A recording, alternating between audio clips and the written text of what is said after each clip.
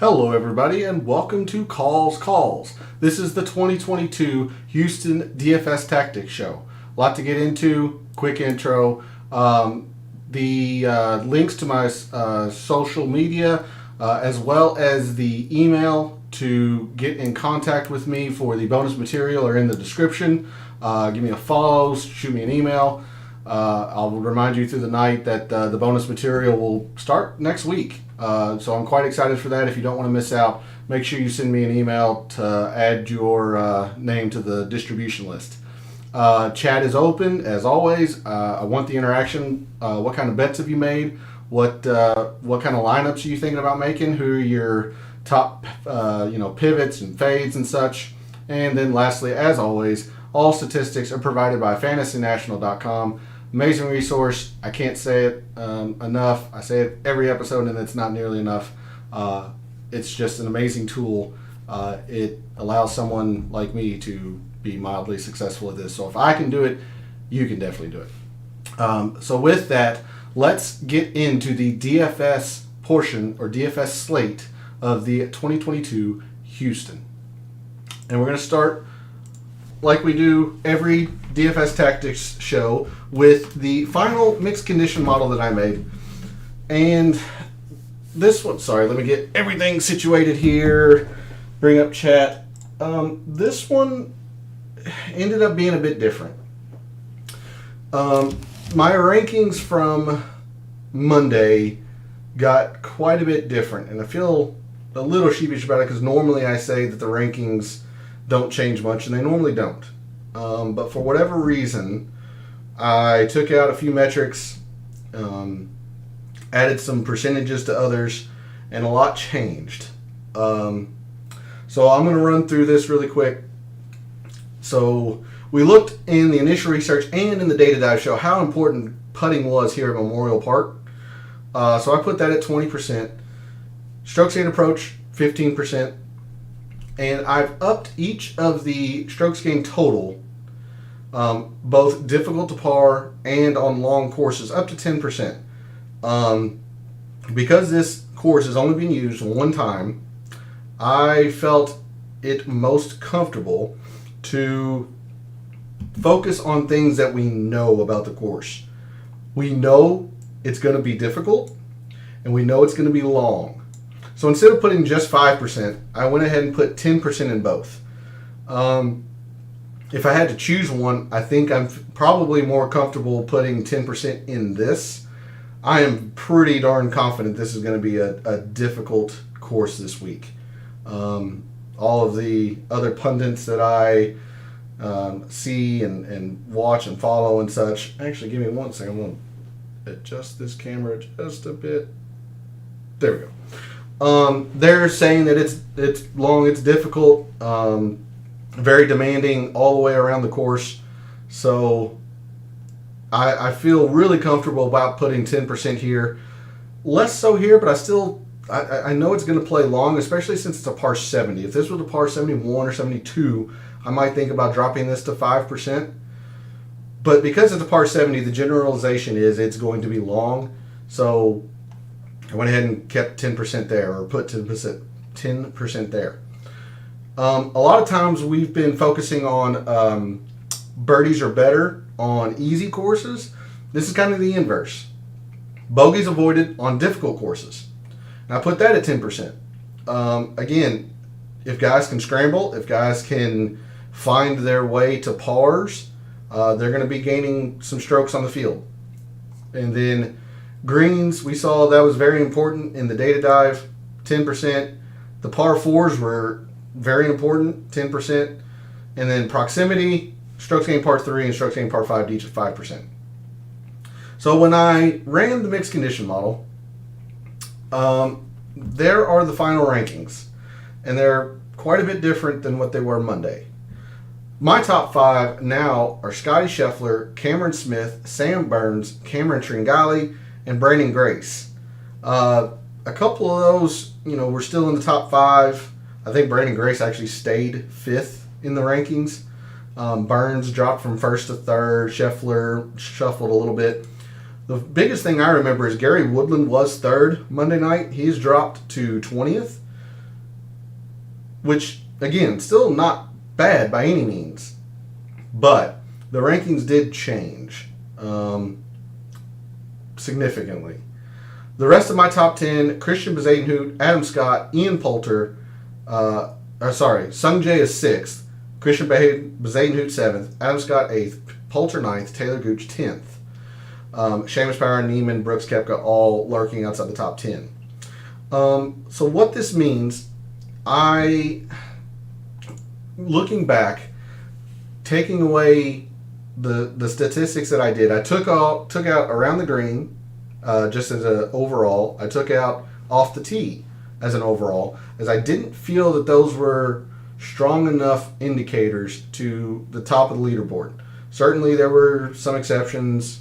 I believe Carlos Ortiz might have been 3rd in the weekend around the green, and he was your defending champion, which, by the way, if you've already submitted your lineups, you're going to want to double check, because Carlos Ortiz, I just found out today, has withdrawn from the event.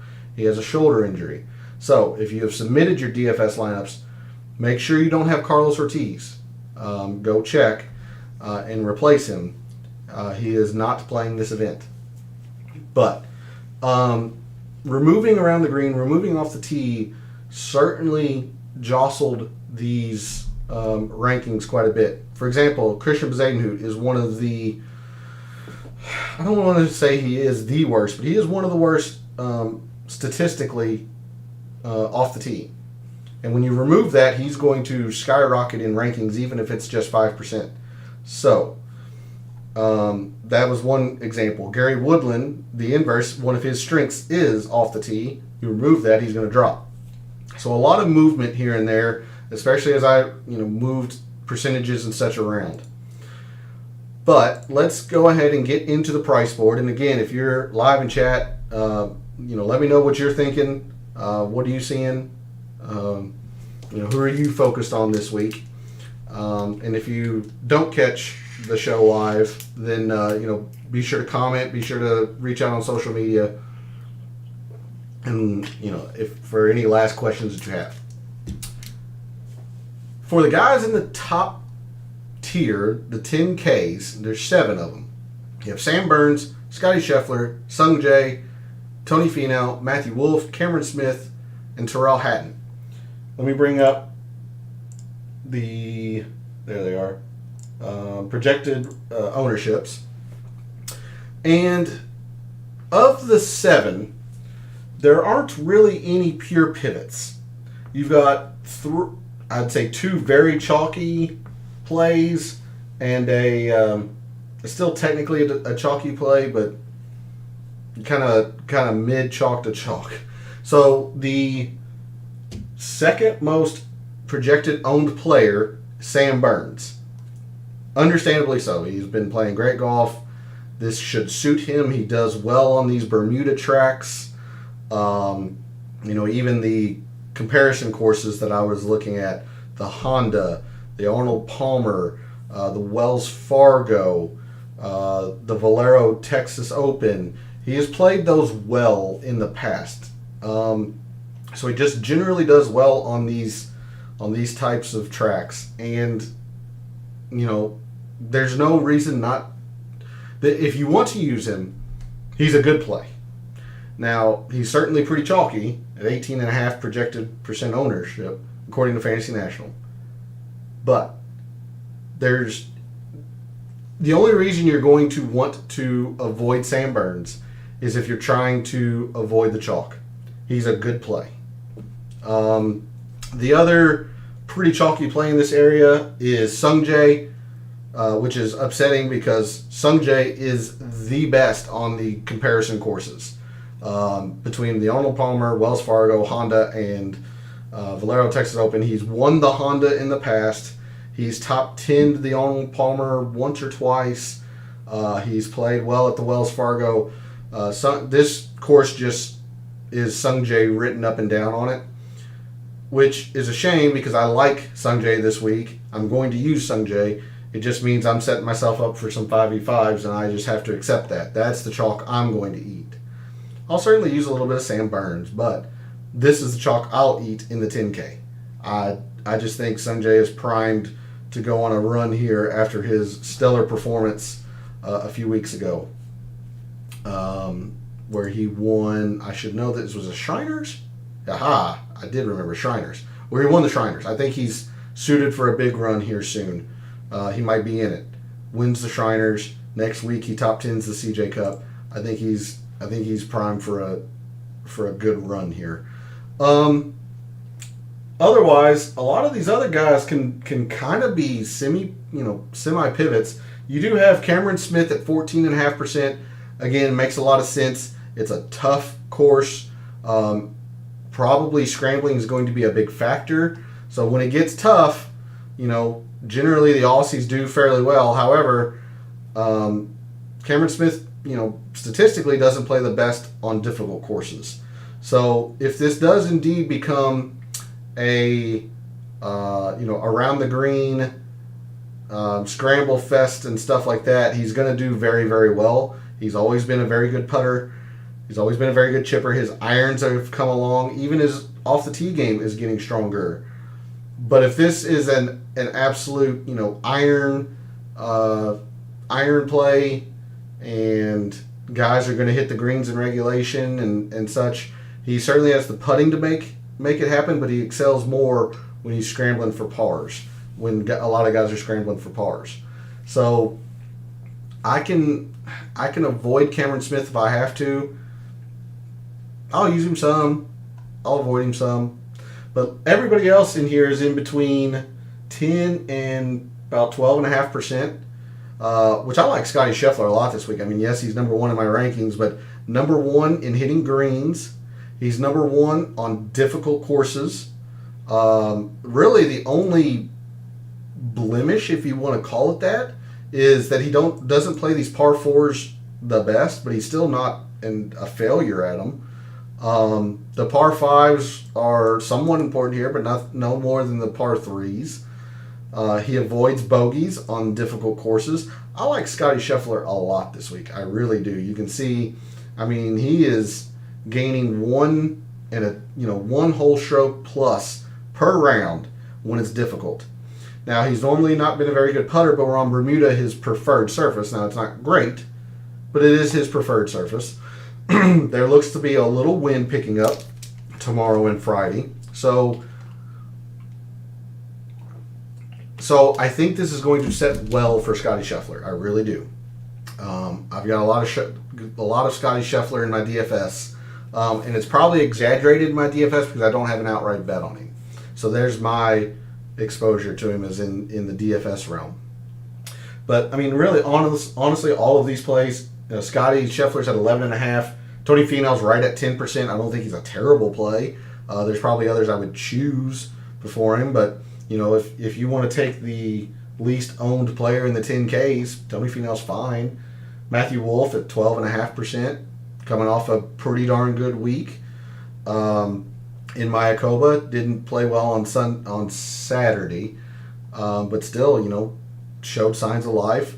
Even Terrell Hatton, I don't think people realize how good Terrell Hatton's Sunday was. He flew up the leaderboard at Mayakoba because he made the cut on the number. It's there's a lot to like in the 10Ks, and that's the reason why most people are gravitating to at least one, if not both, or not both, but two in this area. So, again, Sam Burns, Sung Jae, very good plays. You have to understand you're taking some chalk there. I love Scotty Scheffler. Even Finau, Wolff, Smith, Hatton, all of them are just good. They're just good plays. Choose the one that you're okay with. If you're thinking about taking some chalk, lower on the price board, which we'll get to, then you're probably going to want to avoid Sung Jae and Sam Burns, maybe even Cameron Smith. So my suggestion, Scotty Scheffler, but again, like I said, Tony Finau's good play. Terrell Hatton's a good play. Wolff's a good play if you believe that this is signs to come for him. So there's a quick look at the 10Ks. Let's move down now to the 9s. You've got Brooks, Adam Scott, Neiman, Taylor Gooch, Aaron Wise, and Patrick Reed. Do remember Carlos Ortiz has withdrawn from the event. But in the 9Ks, you have the most projected owned player, the I guess technically tied for second with Sam Burns projected most ownership, and fourth or fifth most projected owned player. So at 9,600, Adam Scott is your fifth most projected owned, and he has played comparison courses very well as well. Plays better when it's difficult.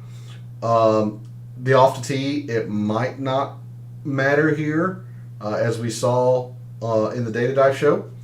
He's always been a good putter. This is going to be a putting track. His irons have been really, really hot lately. Even I didn't realize how hot Adam Scott's irons have been. So he's definitely flown under my radar. Around the green has not been strong lately. So there's a lot to like here for Adam Scott. In fact, let me just show you all. I used the Honda as one of the comparisons. I mean, he top 15 the Honda this past calendar year, last season. Miscut 13th, 14th, first. So he's played this comparison course very, very well. Let's take a look at the Wells Fargo. That's a very long track, even though it's a par 72. It's long. He's had some mediocre success, but top 20, top 35. So he's not a failure there.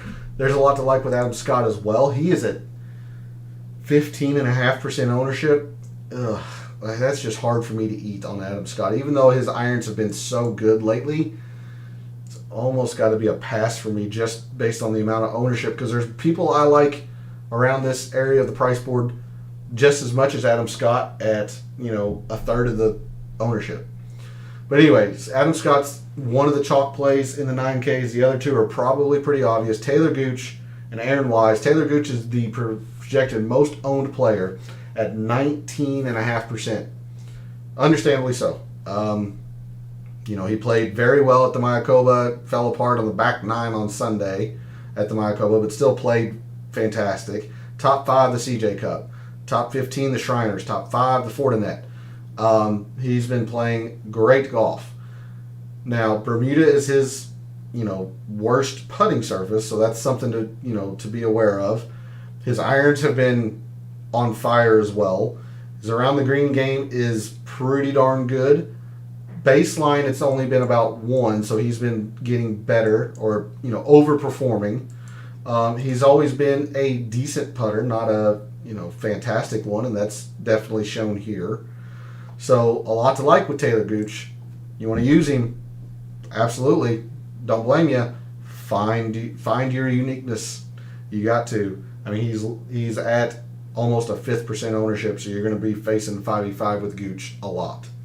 Aaron Wise, there's not much I can say for Aaron Wise. I mean, he's quickly becoming my FOMO, so I've got an outright bet on him. And because I have an outright bet on Aaron Wise, I'm okay fading him because of the ownership. I'm not saying you should. If you want, it's like Gooch. If you want to use Wise, absolutely, it's a fantastic play. You're setting yourself up for a 5v5, and I have my exposure in an outright bet. But in the 9Ks, my favorite here is Brooks. I love Brooks Koepka this week. Normally, Brooks is in the 60s or 70s in my statistical models. When he's 13th, something's lining up for Brooks, because for whatever reason, whatever I value or put into the stat model, Brooks doesn't pop a lot. Like his irons haven't been great, and I've put a lot of stock into the irons. His putting hasn't been great. Put a lot of stock into the putting, and yet he's still 13th this week in my statistical model. That's telling you something. We talked about it on Monday on the Data Dive show. Anytime he has gained strokes on the green, it has been a pretty darn solid finish. I mean, he only gains 0.3, top 5s, gains 2.5, top 4s, a major, gains 0.6. So I mean, he's a little bit above the field average, but not blowing the competition away on the greens by any means. Second, anytime Brooks gets the putter rolling, it's going to be good. Does he get it rolling this week? Maybe not. And I take a hit because I've got a lot of Brooks. But I think this is going to be a good week for Brooks. I really do. He's my favorite play in this area. He's at 13.5%. It's not as unique as I would like, but if you're giving me Brooks at 13.8% versus Adam Scott at 15.5%, I get a 1.5% less ownership on a guy that I think's, just being honest, a much better player. Sure. Sure. Neiman I like a lot this week. I completely faded him last week to much to my dismay because he played extremely well. He was just way too chalky. I like Neiman this week because he's only at 10% projected ownership this week. I like Patrick Reed this week. When courses get difficult, Patrick Reed rises to the occasion, generally speaking. I mean, that's when he is at his best, when it's difficult. And this could suit him well. He's not the longest off the tee. He's great around the green. He's great on the green. His irons have been very, very bad lately. I think he's more, around tour average with his irons. So once these, normalize, these come back to normal, I think it's going to be a good run for Patrick Reed as well. You saw that at the Bermuda in just atrocious conditions. He played extremely well. So I like Patrick Reed this week. That's a look at the 9Ks. Again, honestly, Adam Scott's probably my least favorite here, and he's the one that's been probably hitting his irons the best other than Taylor Gooch. For me, it's all about the projected ownership on Adam Scott. If he was 12%, I would probably dabble a little bit in Adam Scott. But to me, in this area, if you don't like a Terrell Hatton, or if you want to avoid the chalk on Cameron Smith, I like Brooks a lot this week. I really do.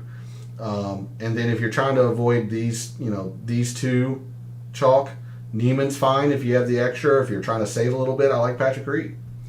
Moving to the 8Ks, Russell Henley, Kokrak, Leishman, Bezadenhout, McNealy, Seamus Power, Tringali, Shane Lowry, Lonto Griffin, Max Homa. In the 8Ks, this almost seems like I don't want to say it's a forgotten area of the price board. It's a neglected part of the price board. Your highest projected owned player is Shane Lowry in this whole 8K region at 13.5%. And I touted Shane Lowry last week. I thought it was going to be very good for him. That kicked me in the nuts. But I guess it still kind of applies. Now, I did admit last week that he doesn't play his best on easy courses, and Mayakoba is easy. This is difficult, and Shane Lowry is absolutely at his best on difficult courses. Having said that, there's enough to worry about Lowry as well. Bermuda he does not like at all. If off the tee does come into play, which it looked like it didn't last year, but if it does, it's not going to be good for Shane Lowry.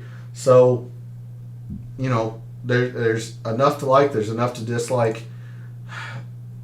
I'm a little burnt from last week. It's buyer's remorse, and very soon the numbers say I should like Shane Lowry. I'm probably going to temper a little bit, especially seeing that it's at 13.5%, the most owned or projected owned in the 8Ks. I'm probably going to temper my ownership, if not remove it altogether. I don't like saying remove it altogether, but it's going to be very little because of that. The other chalky, or the most chalkier play in this area, Seamus Power at 13%. Sucks because I'm going to use him.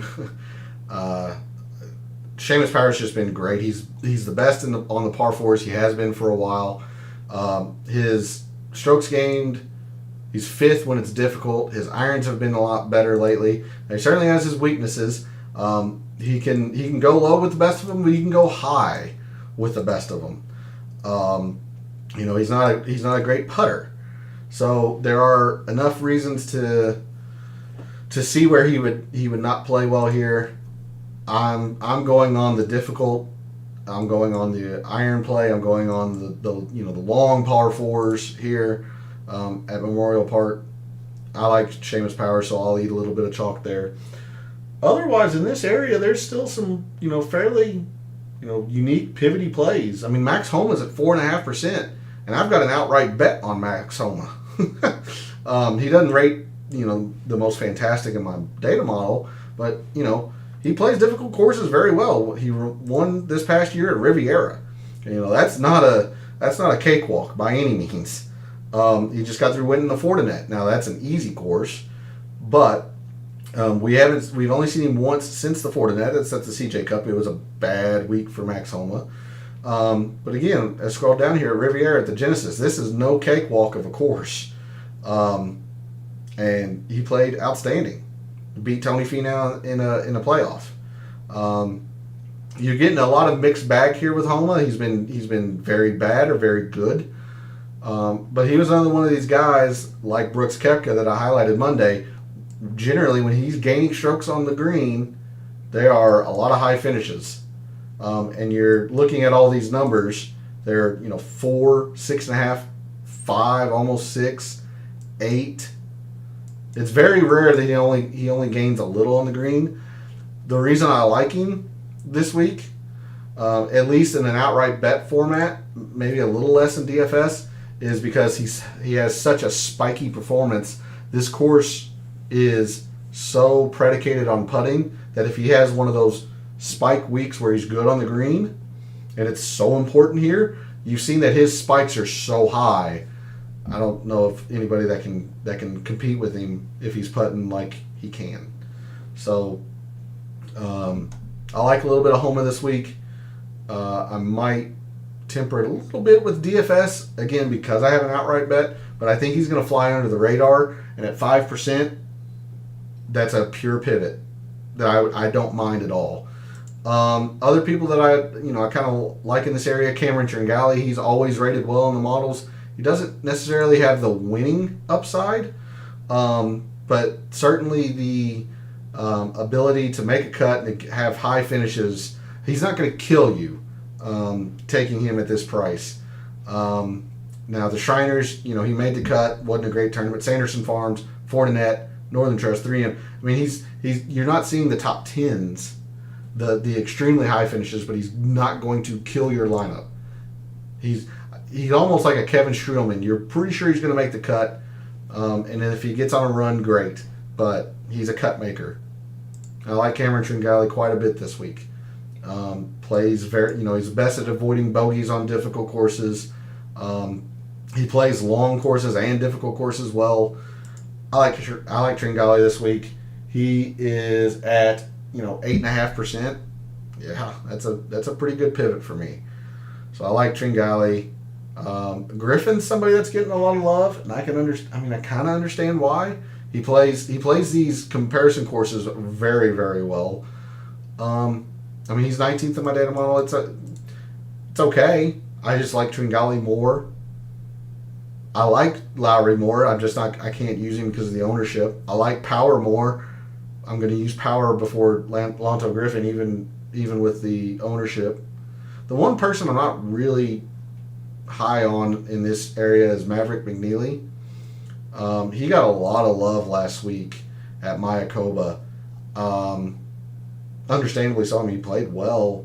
Just, I don't know. He always seems like he has more ownership than I'm comfortable with. Like even this week, he's at almost 12%. Just can't get there. The one person I want to highlight that is highly rated in my stat model, but I think it's a bit of fool's gold. I mentioned this last week with Patrick Rogers, that I thought Rogers was a bit of fool's gold last week at the Mayakoba. He missed the cut. I think Seabass might be a bit of fool's gold this week. This course is very long, and if off the tee does matter, any at all, he's going to struggle. He's really high up here on my rankings because I removed off the tee. If it matters any at all, Seabass is going to struggle. Now you certainly see why he is as high up as he is on my data model.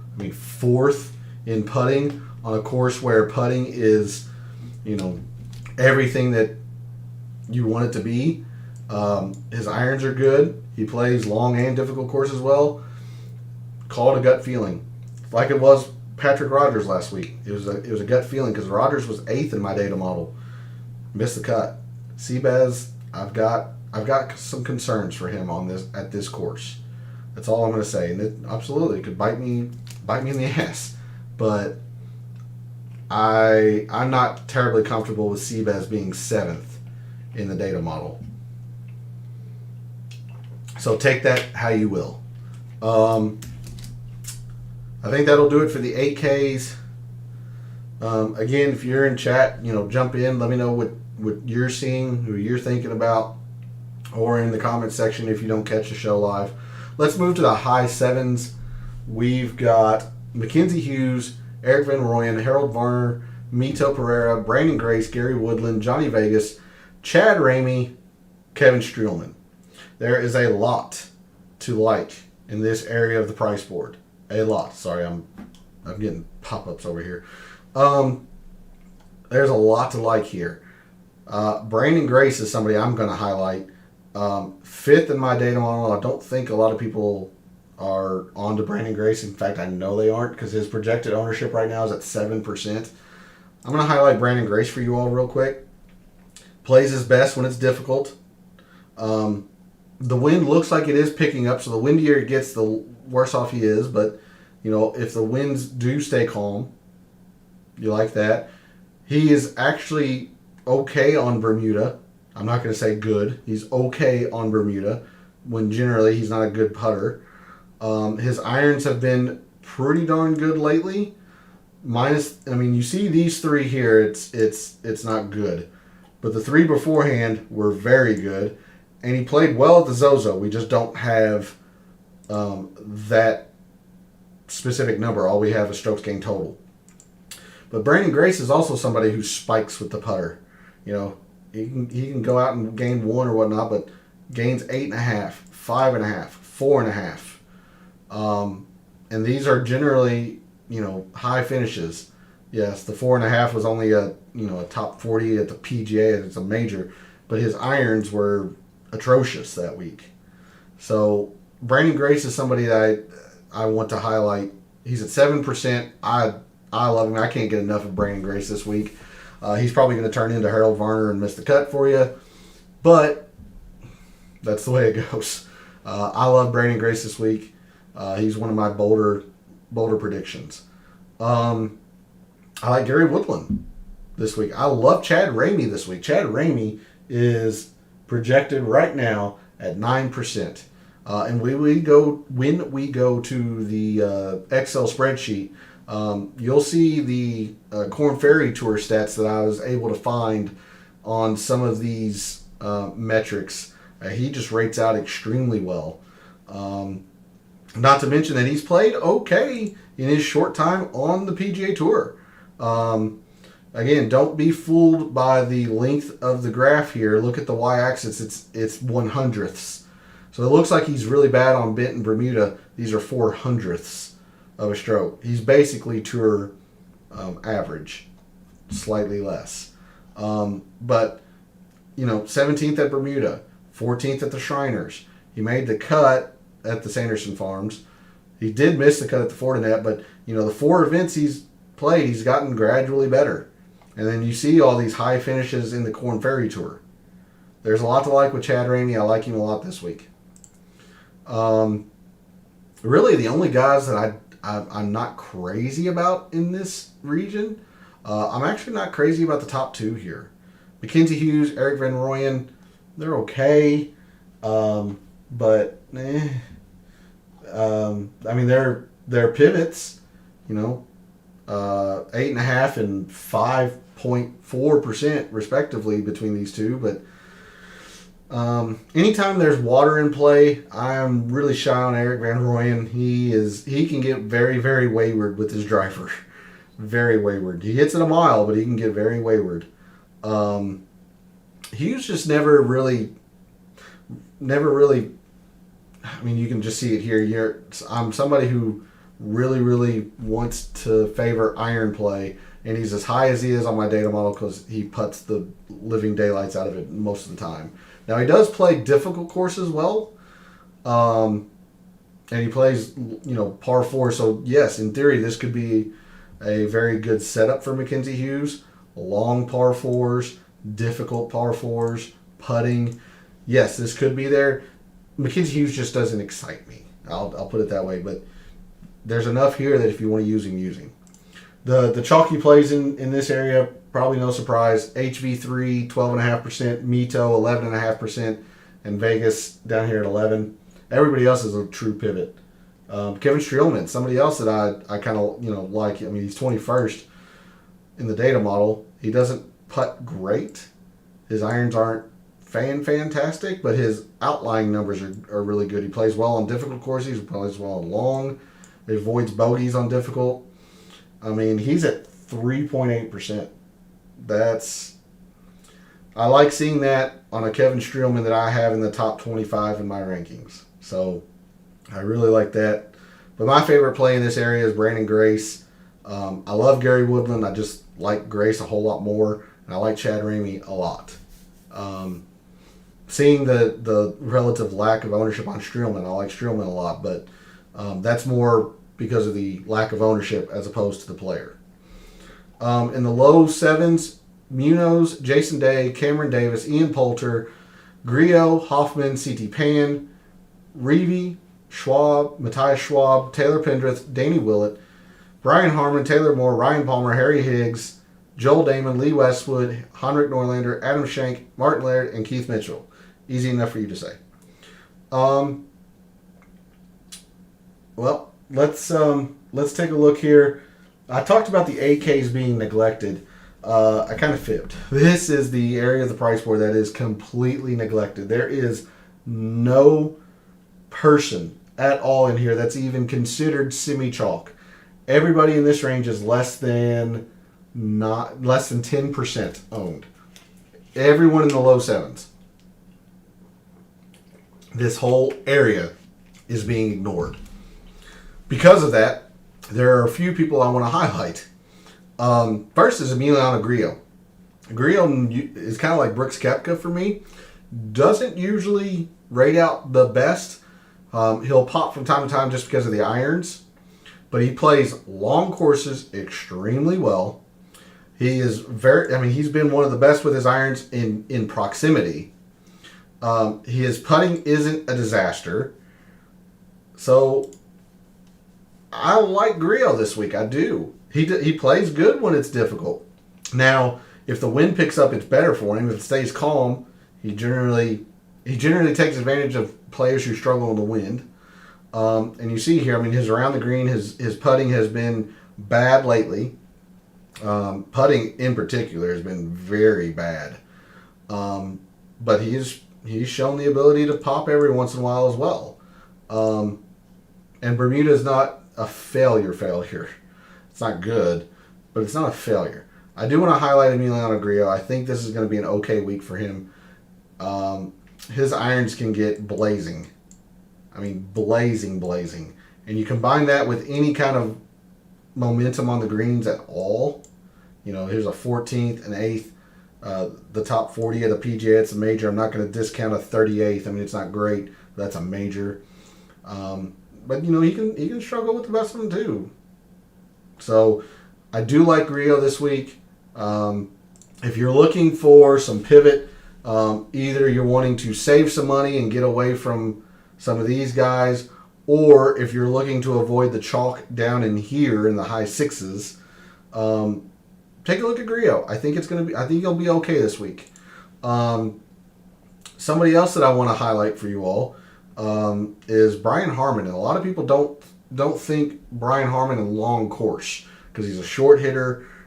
He's generally best with wedges in his hands. But that's why he can be good on long courses, because generally long courses are difficult. Well, when you get wedges in his hands, he's very good. Difficult courses 15th, long courses 15th, 10th in putting. So if this is a scramble fest, if this is, you're going to have to salvage pars, you want Brian Harmon. Again, around the green, fantastic. putting has been, he's usually a pretty solid putter.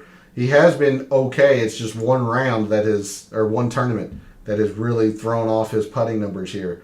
Now his irons are scary. Close your eyes and pray he gets close to the green with the irons. I get it.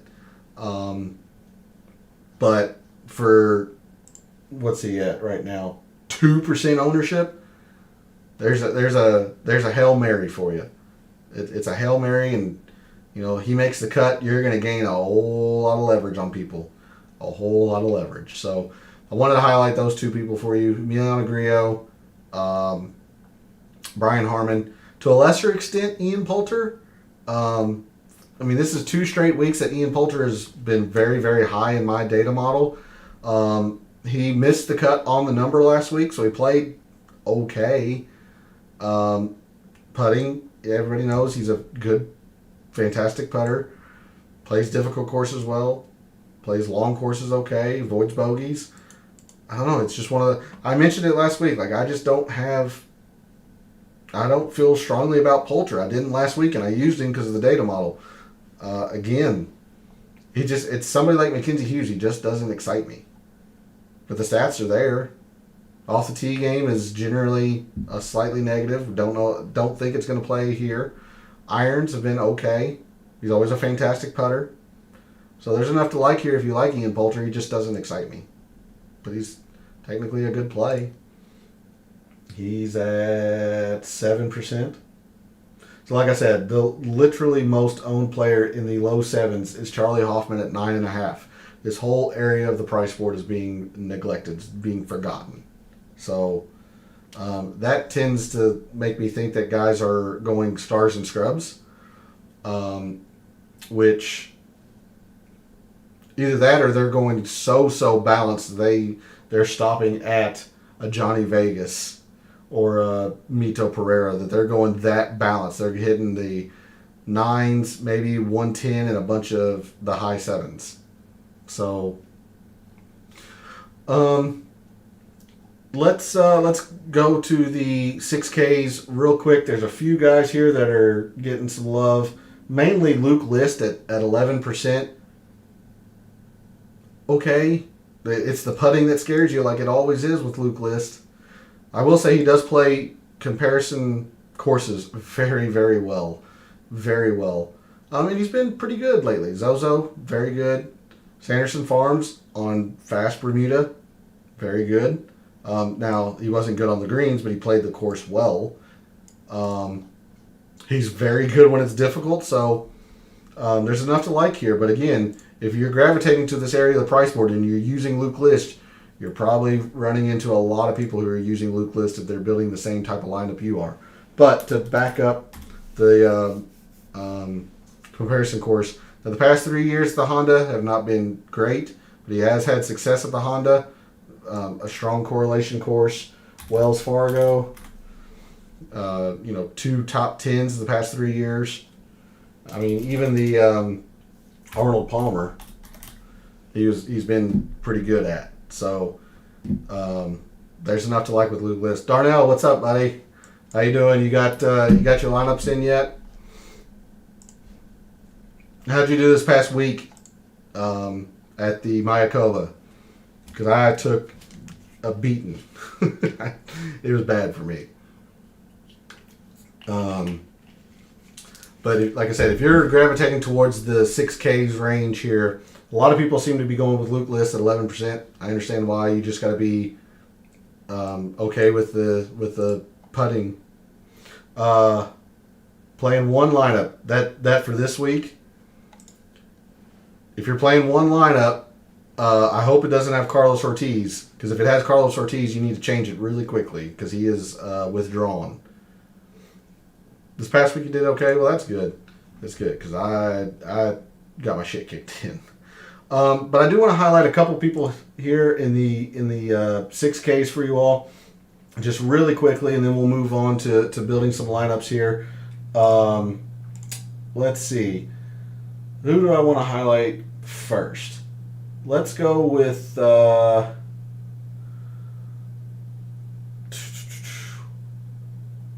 used Pat Perez last week. He let me down.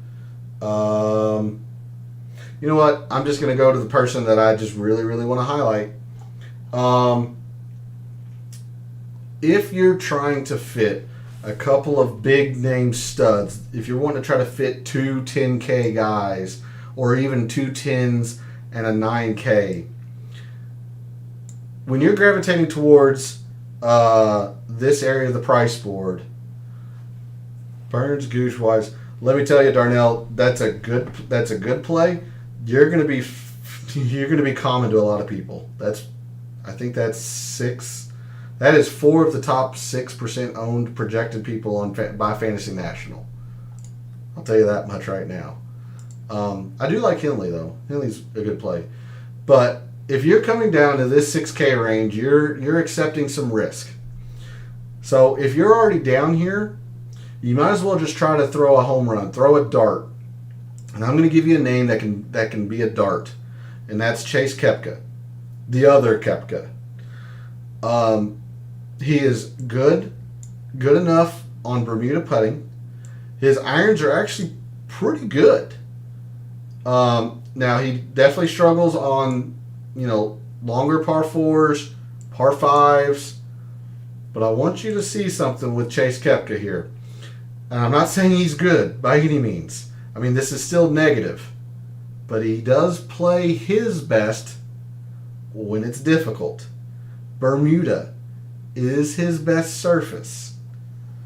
Now, yes, there's a lot of red here. I get it. There's a reason he is minimum priced. But Honda, comparison course, made the cut, was a top 30. Same style of greens, he gained a lot on the greens. Valspar's similar, not necessarily a straight comparison course, but a similar style greens and such. Made the cut. For somebody at literal minimum, I think Chase Koepka is worth a strong look if you're in this area of the price board. I wouldn't go out looking for an excuse to use Chase Koepka. That's not what I'm saying. If you are down in this area of the price board, if you're thinking about using a Chesson Hadley or Kyle Stanley or whoever down in here, if you're thinking about being in this area of the price board, you can save a little money, and I think Chase Koepka is going to do you some good. He is projected at 0.5% ownership, and I think he has a strong chance to make the cut. That's all you're wanting, is to get 6 of 6 through. That's what I'm going to highlight there for you on Chase Koepka. Again, I'm not saying he's going out top 20 of the event. He's not going to win the tournament. But you're gaining a whole lot of leverage on the field on somebody who is barely going to be owned. I think he's going to get you a fair amount of points. He's going to get you far more points at 6,000 than the risk of him just missing the cut. Because the moment he does make the cut, it's gravy. I think he's got a decent chance to make the cut. So with that, actually, I'll do something here for you, Darnell. So your guys here that you mentioned, Burns, the tied for second most owned player, Gooch, the projected most owned, Wise tied with Burns, second most owned. Is that Taylor Moore? If it's Taylor Moore, that's pretty unique. I like that. And then Seamus Power is not chalk, but he's not pivot either. That's a pretty common lineup is what I'll say, Darnell. It's a pretty common lineup. Taylor Moore, I kind of like. I do. In the low 7s, because the low 7s are being completely forgotten right now. And his Korn Ferry Tour stats were off the charts. Now, he's not played well in the few events that he's come to the PGA Tour. In fact, his irons have been pretty bad. He's already shown he can spike with the putter, and I can guarantee you his irons are not this bad. They weren't at the Korn Ferry or on the Korn Ferry Tour. I mean, you don't get 10s, wins, top 5s, top 10s You don't get that with terrible iron play. So his irons are good enough. He's got to translate it to the PGA Tour, but I like Taylor Moore a lot as a player.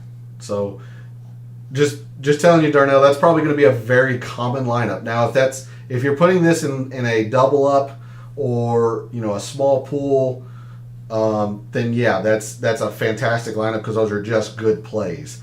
If you're putting this in a tournament style where it's top heavy, price structure, I would advocate that you try to find some more uniqueness there, but it depends on the style of contest you're playing. So let's move over to Microsoft Excel here. Let me bring up the rankings here, and a couple of things that I wanted to highlight for you all. I've got this sorted by my rankings. I mentioned earlier Chad Rainey. Look at these numbers. Oh, sorry. Let me see where you're at here. Yep, I got to bring this over here. Chad Rainey. Come on. Where are you at? There's Chad Rainey right here. Look at these stats from Korn Ferry Tour. They're off the charts. Of the people in the field, again, you got to understand this, of people in the field, he was the best on difficult courses. He was 5th on long courses on the Korn Ferry Tour. He was the best at avoiding bogeys on difficult. He was the second best at hitting greens. There's a lot to like here with Chad Rainey. Same thing with Taylor Moore. Taylor Moore was very, very good. You see here, best on the Korn Ferry Tour at long courses. Best at hitting the greens. I think him and Rainey were tied. I think. First and second. Par 4s, par 5s. Taylor Moore, very good. So, a lot to like with Taylor Moore as well. I actually kind of like Stefan Jaeger as well. He played very well on the Korn Ferry Tour, and he's played on the PGA Tour before. Lost his card, has now gotten it back. So, like I said, there is a lot to like. And I want to highlight the metrics that I kind of looked at throughout the week, but didn't end up putting into the statistical model percentage-wise. But I still, I kind of played around with it, wanted to see how guys did. I mentioned off the tee around the green. I had that in the stat model at one point or another, took it out at the end. Greens on difficult courses as opposed to just hitting greens. I want to see if guys, do they struggle are they okay just hitting greens, but when it gets difficult, they struggle? Well, yeah, Sam Burns hits his fair share of greens when it's normal. He struggles a little bit when it gets tough. Whereas somebody like Tringali. Tringali 42nd in normal, 43rd in difficult. Doesn't really phase him, I'll say. Or why I like Emiliano Griot. He's 38th in regular, but he's 9th when it gets difficult. That doesn't mean that he's just, he somehow finds another gear when it's difficult. He's just good enough that when other people struggle to hit greens when it's difficult, he still hits his greens. And then I looked at par 3, par 4, and par 5 on difficult courses. So I just wanted to highlight that there. These are some metrics that I was kind of looking at. Didn't put any percentage into, but definitely looked at. Let's run through the tiers contests real quick for those who play tiers. And then let's build a couple of lineups here. Tier 1. You got Scheffler, Sam Burns, and Sungjae. Well, let me tell you, I like all three. My first would be Scotty Scheffler, obviously, because he's number 1 in my rankings. I love Sungjae as well. I don't think you can go wrong with any of these three. I would pick Scheffler. Again, can't go wrong. Tier 2, Cameron Smith, Brooks, Tony Finau, Tyrrell Hatton, Matthew Wolff. I think that's it for Tier 2, yeah. Cameron Smith's probably going to be pretty chalky. He's a good play. I'm going to pick Brooks. I think this is a Brooks week. Brooks is never this high on my stat models. So when he's this high, something's clicking. Give me Brooks. Tier 3. Adam Scott, Taylor Gooch, Joaquin Niemann, Aaron Wise, Patrick Reed. Is that it? Yeah. Again, shallow Tier 3. A lot of people like Scott. It's not that he's bad. Taylor Gooch is going to be very, very chalky, I imagine. Neiman, Wise is chalky. I don't mind Reed. Reed plays great when it's difficult. Essentially, I'm avoiding Adam Scott. The rest of these four, it kind of depends on how chalky you feel like you're being. If you feel like you can afford to take some chalk, I would take Wise. Gooch isn't bad either. If you need some uniqueness, I think I would take Patrick Reed. Tier 4, Shane Lowry, Lonto Griffin, Jason Kokrak, Russell Henley, Mark Leishman, Maverick McNealy. It's not McNealy. I had to scroll. That tells you everything you need to know. Lowry I like. I'm kind of burned last week because I really thought it was going to be a good week for him, and he burnt me. Lonto, okay. Kokrak, I think I would actually take Russell Henley. I think I would, even though he's fourth among these five. I think I would take Henley. I don't mind Leishman either. I think I would take Henley. I really do. A lot of that is baked into his just strong iron play. Tier 5, Tringali, Seabez, Gary Woodland, Harold Varner, Mito, Mckenzie Hughes, Max Homa. For me, I'm going to take Max Homa out, even though I have an outright bet on him. He's just too volatile in a short, compact contest like tiers. Don't like Hughes. Mito's okay. I wouldn't be thrilled about it. Varner, I like Woodland a lot. I have my concerns about Seabez, so for me it's between Woodland and Tringali. I like Tringali more, but I wouldn't blame you for using Woodland. And finally, Tier 6, Brandon Grace, Ian Poulter, Seamus Power, Johnny Vegas, Kevin Trillman, Eric Van Rooyen, and Cameron Davis. Well, clearly it's not Cameron Davis. I had to scroll. I love Brandon Grace. He's going to be my pick for Tier 6. But honestly, other than McNealy and Van Rooyen, I like all five of these guys. If I had to choose one, it'd be Grace. So my rankings here would probably be Grace, Power, Trillman, Vegas, Trillman, and then Poulter. But honestly, I like all five of them. Let's hide those columns. Let's build a couple of lineups here real quick. And while I'm doing that, Darnell, make sure you go to the description, find the email, and shoot me an email. But the bonus content is going to start next week. You're not going to want to miss out on that when I start, doing this full time as a job. So make sure you reach out. That way I know how to get a hold of you to send the bonus content, and that's for everyone too. Make sure you reach out and let me know how to get a hold of you, so I can add you to the distribution list. So let's build some lineups here. Let's start with what I think is going to be fairly chalky and lineups that you need to beat. Let's see. Bring up chat off here to the side. Well, it looks like people are just starting at Sam Burns. Typically just the best player. Again, he's at 18.5%. You can ignore the rank. That's just for my benefit when I start and make lineups. But Sam Burns, looks like they're bottoming out at Luke List. So they got 8,000 to play with in between here, and really, like I said, the low 7Ks are just being ignored. They're just being ignored. So my guess is something to along the lines of, if I could type, Johnny Vegas, probably Mito. Trying to save as much as I can here. 8,400. Looks like Lowry. Maybe they're going something to the effect of Shane Lowry and Seamus. I mean, yes, that leaves 200 on the table for them, but that's 13% ownership. That's it's pretty high. If they are dropping down further, Maybe they're not using Sam Burns. They could be using, Sung Jae. I imagine that's fairly common as well. If they're eschewing the 10Ks completely, I'm going to try to build a chalky, quote, balanced build.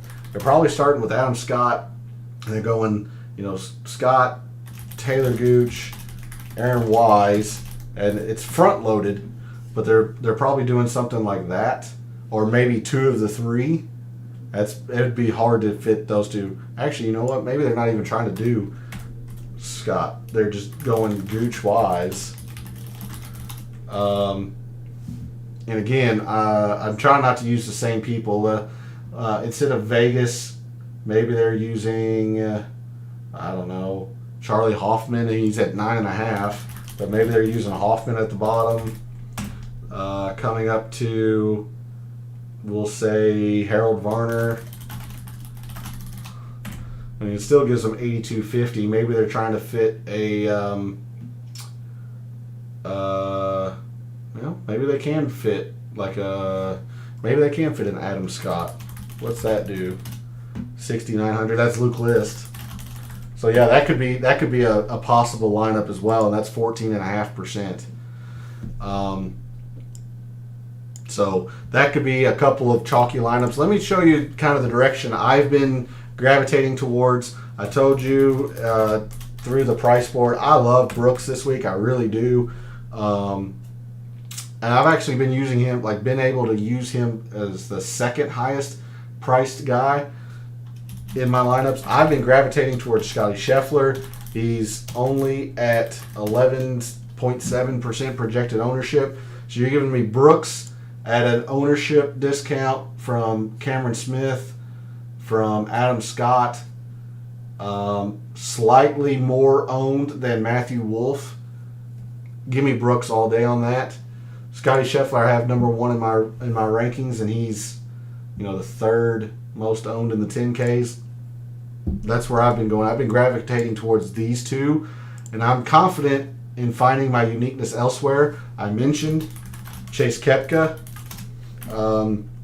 I just think he has a decent chance to make the cut, and at a 0.5% ownership, I'm going to gain a lot of leverage on people if he makes the cut. I understand that's taking a big chance, but if you're down at this area of the price board anyway, throw a dart. So I'm throwing a dart. And then filling out the rest from here, I'm all about Brandon Grace this week. I'm all about Cameron Tringali this week. And that still leaves me 7,300 for an Emiliano Griot that I really like this week. So, I mean, this is the kind of lineup that I've been gravitating towards. You can see it's rated fairly well for me. It's got projected low ownership. And again, this is just projection. It could be very popular. But according to Fantasy National, it's pretty unique. This is the kind of lineup that I've been gravitating towards. In fact, this is one lineup I've legitimately just built and put in 3 or 4 contests. With that, I think that's going to do it, unless anybody has some last-minute questions or want to see something on Fantasy National, trying to break some ties or whatnot, or if they want to see my rankings, what stats that I've been putting up. But I'll give it a couple more minutes. But just going through it again, I like Shane Lowry, but he's at 13.8%. I can avoid it. Pat Perez is somebody I really liked last week, really let me down. He's only at 3.5%. The model says he should be okay this week. Again, we have a little bit of buyer's remorse. I'm tentative on that. I do want to highlight Gary Woodland for you all. I think this is going to be a decent week for Gary Woodland. But anybody else here? No? Davis Riley, maybe. Putts very well. Not bad with the irons. Plays difficult courses well. So I'm going to leave you all with that. You all can take one last look at my rankings as I sign off here. But again, reach out to me on social media. Shoot me an email for info on that bonus material, because there's going to be a lot of stuff coming up, including a listeners league on DraftKings or whatnot. You're going to want to get in on that. You're going to want to make sure you get my tournament fact sheet that I'm going to start up here pretty soon. I'll probably give you an example of it next week at the RSM, but it'll really get into full gear starting at the Century Tournament of Champions. So you get a taste of that. I'll be giving links to exclusive videos for those who subscribe and follow on social media. We'll take you a quote behind the scenes and somebody who's a data analyst or has been a data oriented person in their former professional career give you a look and give you access on how I'm looking at data. So make sure you reach out. You're not going to want to miss any of that. But with that, that's going to do it for the DFS Tactics show for the Houston this week. For any bets that you have made at the Houston, for all of your lineups that you have submitted and will submit for the Houston. And until I see you Sunday night for the RSM Initial Research Show, may all your bets be profitable.